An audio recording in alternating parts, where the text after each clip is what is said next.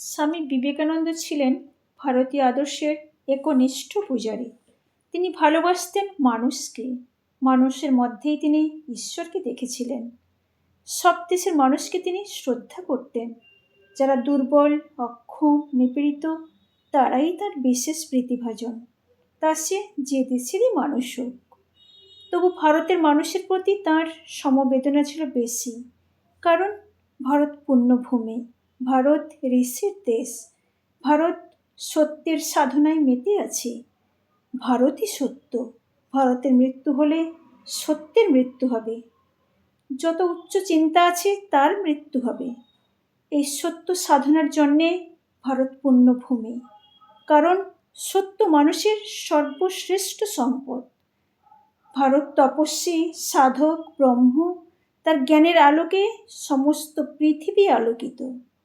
অল্প বিস্তর সব দেশই তার কাছে ঋণী, কেবল সে দিয়েই গেছে, নেয়নি কিছুই।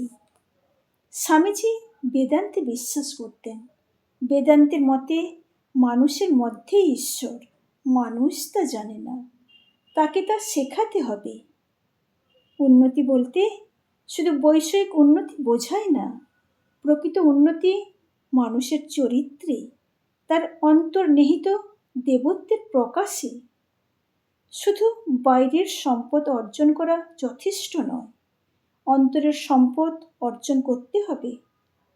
অন্তরের সম্পদ মানে সত্যানুরাগ, প্রেম, প্রীতি, স্বার্থহীনতা, অপরের সুখে নিজের সুখ, অপরের দুঃখে নিজের দুঃখ।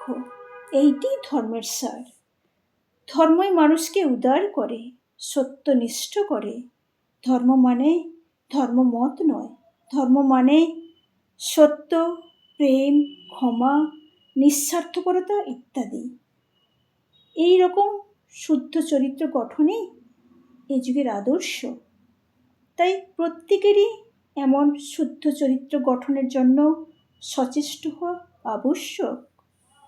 ঠাকুর বলেছেন, ফুল ফোটাও, মৌমাছি আপনিই আসবে। চরিত্র গঠন করো, সুন্দর চরিত্র দেখে জগৎ মুগ্ধ হয়ে যাবে।